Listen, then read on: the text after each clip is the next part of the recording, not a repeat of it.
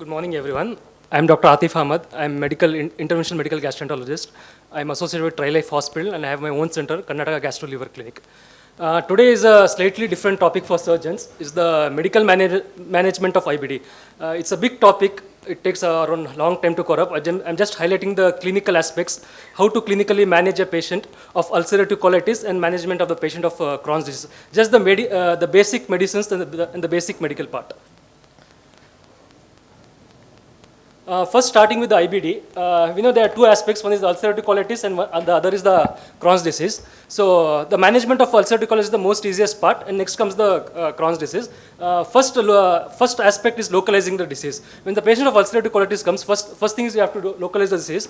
Either is a proctitis, which is the most common seen 50% of the patient, where disease is localized to the rectum, or the proctosigmoiditis or the left-sided colitis, where the disease is localized to the left side of the colon, or the pancolitis.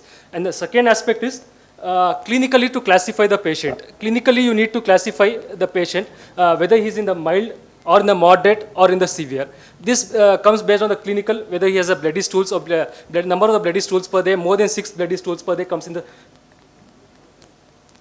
severe degree. Clinically, heart rate, temperature, and the other clinical parameters which are used are hemoglobin level less than 10.5, ESR, and CRP. So clinically, you need to classify the patient. Other thing is the anatomical localization of the disease. And the third aspect is the endoscopic grading. Endoscopically, we grade the disease into mild, ulcerative colitis, moderate, severe, and this entity is called acute severe ulcerative colitis, and this is the features of the chronic. In the endoscopically, we see three things while classifying the disease.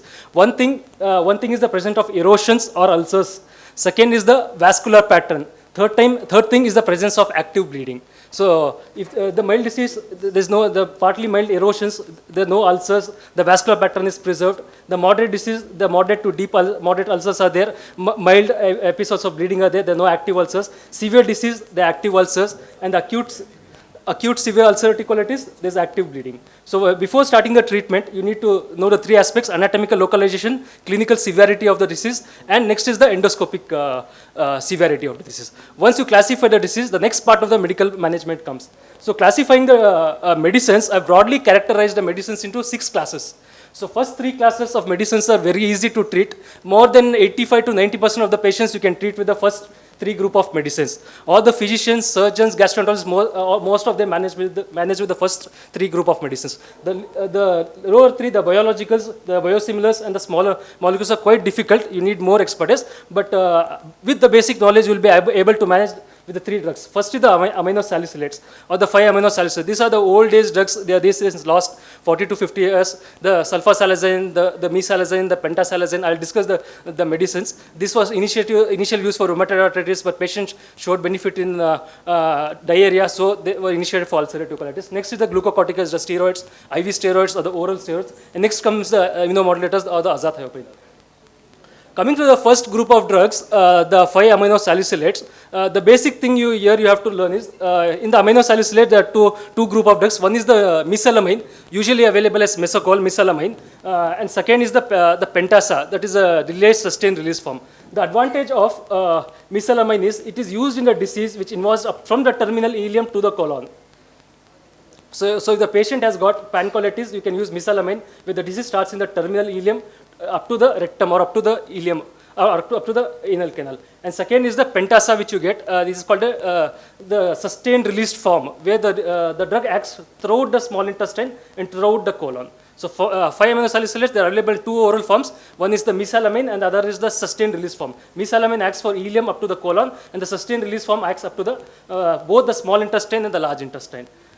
So next comes the topical forms. Topical forms, they are available, basically 3 suspensions are available in India. One are the suspensions. Suspensions are the enema forms. Second are the suppository forms. A third are the foams. So where it can be used? Suppositories are available as in the suppository form. Just the patient has to insert one suppository from the bottom. They are usually useful in the disease involves the lower part of the rectum. It's called proctitis. Suppositories are useful in the rectum and the anal canal. So if the disease is localized to the lower 15 centimeters of the rectum, the suppositories are useful. And foams are useful if there is associated sigmoid column along with the rectum involved. So ulcerative colitis patient with proctosigmoiditis, better to go ahead with the foams. One foam application, start the patient for 6 months, the symptoms will resolve. And patients has left-sided colitis, Left-sided colitis, where lower 30 centimeters of the colon is involved, it's ideally enemas are useful in this type of patients. So anatomically, once you localize the disease, you will be able to restart either the suppositories or foams or enema. If pancolitis is there, better to start the patients on the oral medications or the systemic mesacolamine supplements. So once you classify the disease, usually in the ulcerative colitis is the step-up approach. You should start with the basic medicines and then go to the higher molecules. So with patients with the mild disease, usually we start on topical corticosteroids, or oral 5-ASAs or oral 5-amino salicylate supplements. Patients moderate disease who doesn't respond, they are advised to go on steroids, oral steroids or the azathioprine. And the severe disease who are refractory, this is the time we refer for the surgeons either for total colectomy or hemicolectomy or a fistulizing disease, or the biologicals come into the action. Biologicals were not in the market since last 8 to 10 years, but last 8 to 10 years the newer biologicals have come which delays the surgery or postpones the surgery or helps the patients to overcome the surgery. So this is called the step-up approach usually follow in ulcerative colitis patients. So there are some decision makers, or there are some bad prognostic patients signs in case of ulcerative colitis, which you need to diagnose, which says that the patient might not respond to the surgery and may have to push the patient to the surgery. They may not respond to the medicines. The bad prognostic patients are ulcerative colitis detected at the age of 40 years, age beyond 40 years. Extensive colitis is not first the proctocolitis. As soon as the patient comes, whole colon is involved. Then severe endoscopic disease. Patient has a severe endoscopic criteria. And initially the patient gets hospitalized for colitis. And the elevated CRP and low serum albumin. The more the markers are, it means that patient is not responding to medicine and the patient may need a surgery at an earlier stage. So first to localize the disease, first the disease is proctitis. Already I told proctitis, the main treatment is to give the patient on suppositories. Start the patient on suppositories. If for mild disease, if not responding with the suppositories, then you need to add the oral mesocol, all the steroids. Next, left-sided colitis, mild active disease. Start the patient on enemas, either the sulfasalazine enema or the steroid enema. Along with the enema, you need to start the patient on mesacolamine. And if the patient are not responding to the oral tablet of mesalamine, next comes the role of steroids. Start the patients on steroid, either the oral steroids. If not responding, shift the patient to the systemic steroids. Next comes the patient with extensive colitis. Extensive colitis always it's mesalamine along with enemas. Mesalamine start with 800 milligram, not responding, go to 1.2 milligram, and wait for 15 days. If the patient improves, steroids are always for induction. Long duration of steroids should not be used. Give the steroids for 1 month, 1.5 months, 2 months, and stop it, and then put the patient on long term on mesalamine. This is the actual management of ulcerative colitis, where steroids should be only for the induction phase, not for the maintenance phase. If the steroids always start with the dose of 40 mg, 1 milligram per kg body weight, but either prednisolone or budesonide or the standard steroids. Don't start with 20 milligram or 10 milligram. Starts with the 40 milligram, and tapering should be 5 milligram every week. This is the ideal dose of steroids. Short tapering will cause more relapses. So any patients of severe ulcerative colitis, once you start prednisolone, 40 milligram per week, then 35 milligram, then 30 milligram, taper over 8 weeks, and slowly you stop the steroids. There is one more terminology called acute severe ulcerative colitis or fulminant colitis. This comes beyond mild, moderate, severe disease, where patient needs hospitalization. Here patients have signs of toxicity, patients will be septic, patient needs cover up of antibiotics, hypotension, patient will be hypotension, severe pain abdomen will be distended, bloody diarrhea will be there, more than 10 episodes of stools will be there. Here the management slightly differs. This is where the surgeon's role comes, whether the patient needs colectomy or we can start the steroids. So once patients comes with acute severe ulcerative colitis, the main role of treatment is IV steroids. Patient needs to be started on IV steroids. It's either hydrocortisone or methylprednisolone. And this is a pro-thrombolytic stage. Patient needs to start on heparin. Nutrition is very important in this course, and prepare a monitoring chart. And ulcerative colitis, the mucosal membrane will be damaged. Always rule out a secondary infection. So many places patients will be treating with multiple drugs, patient won't be responding. There will be secondary infection with either CMV colitis or C. difficile colitis. So you need to send us a stool for C. difficile toxin, toxin A, toxin B, toxin DDS, or send a stool culture for CMV or CMV DNA levels. That will tell us whether we have to start on antivirals antivirals or other further antibiotics. And IV steroids are the drugs of choice. Before it was like give IV steroids for 8 days, 7 days, 8 days. Patient is not responding, go for hemicolectomy or total colectomy. But now the things have changed. It is because of one newer molecule called infliximab. This comes in the group of biologicals. In India, 4 biologicals are available. In this last 5 years in the market are infliximab and adalimumab.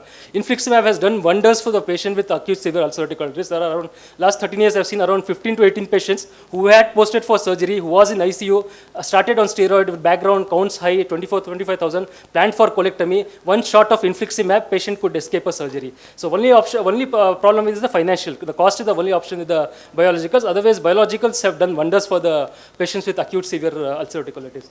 So infliximab usually it's given 5 milligram per day. Start the patient on steroid, not responding on the day 3, start on the infliximab. Most of the patients they respond. If not respond, next option is to go for the surgery.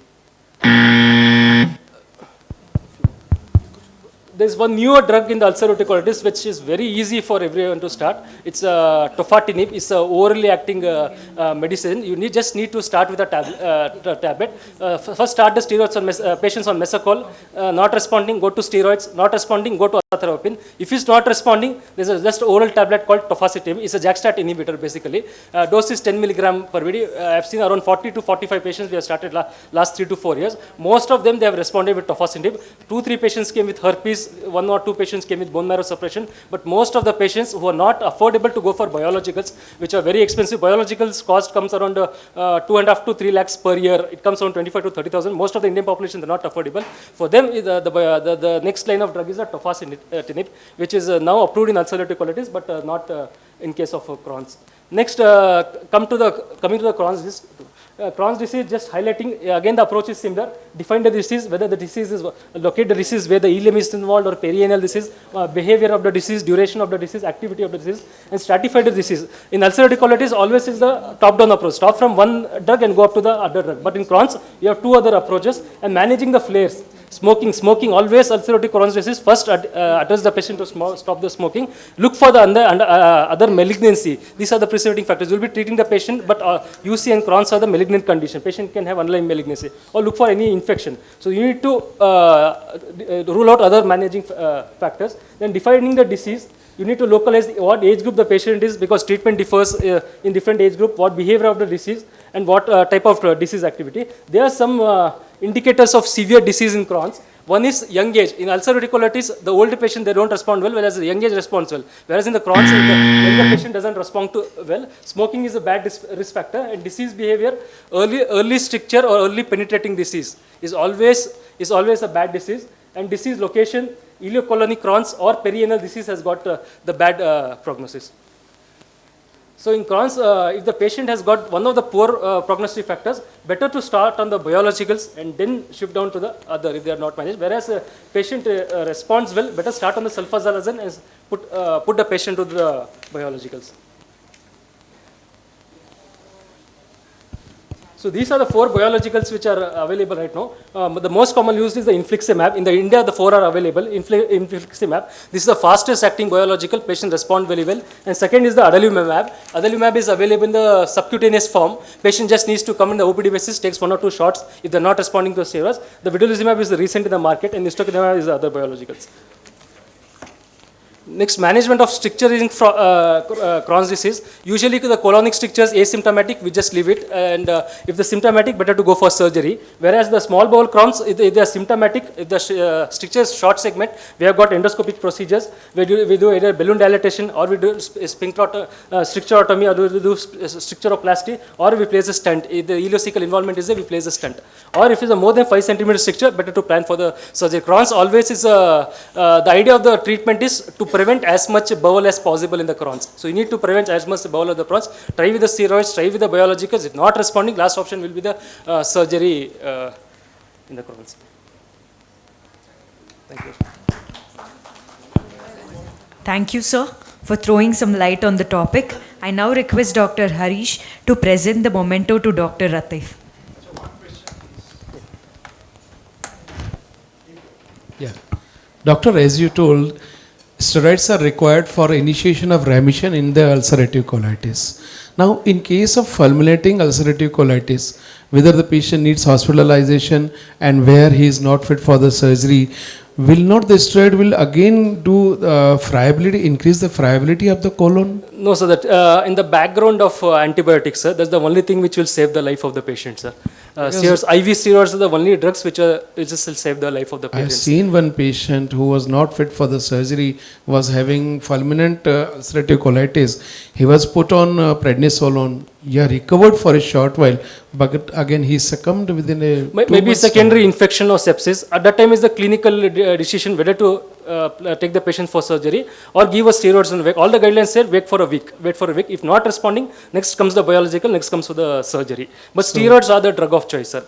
IV steroid, not the oral one. But IV it steroids are the increases drug the of choice. friability of the colon and patient's condition again differs with CT that. shows if the colon is dilated more than 5.5 centimeter, risk of perforation or toxic megacolon will be high. This patient should be taken for surgery, sir. But CT or X-ray doesn't show dilated colon. Colon dilated is not more than 5.5 centimeter. There is no toxic megacolon. There is no signs of impending perforation. Then better to start the steroids, IV steroids on the background cover of antibiotics and wait for a week. Then whether infliximab can be added Infliximab can be with added, sir. the We have seen many patients posted for surgery, giving 3 days time, they've responded really well. Counts come from 24,000, come from so they 14,000. both can go hand in hand. Both can go hand in hand, sir. Steroids and Sir, nice presentation, very extensive immune modulator drugs and everything. But as a surgeon's conference, I like to highlight how to manage Crohn's with fistula in ano. Crohn's sometimes present with perianal fistula. How to proceed with those fistulas? Whether they get cured only on the medication or we have to go for the surgeries. This, can you highlight on yes, this? sir. Crohn's with fistulizing or stricturing Crohn's are always aggressive disease. Better to start them in biologicals as early as possible. Only problem with India is the financial issues. Not most of the patients will be financially affordable. It will come around 2.5 to 3 lakhs per year. But in abroad, any Crohn's patient with fistula, first thing is they start either patient adalimumab or infliximab. Most of the patients, before they come to us, they will be having one fistula, one surgery, two surgery, three surgery. They come at a delayed patient, it will be either 8 years, 10 years. And either they are in the inflammatory stage, we'll be able to manage. Once it forms a stricture, where it is the fibrotic stricture, they don't respond. No, in the perianal fistula, anal fistula. Perianal fistula, they respond very well. They respond very well. It responds very well. Even multiple fistulas, they respond well to the no surgery is required. Yeah, they escape We can avoid the surgery. surgery. We can avoid the surgery. That is the message, that Yeah. a perianal fistula with Crohn's to be treated not by surgery but by the immune modulators. But if it's referred in the early stages, even the 1 year, 2 year, patient will stay with steroids, the initial crucial time will be lost. They come after 5 years, 10 years, they don't respond well. That time is the time to do ileostomy or train for the surgery. Thank you.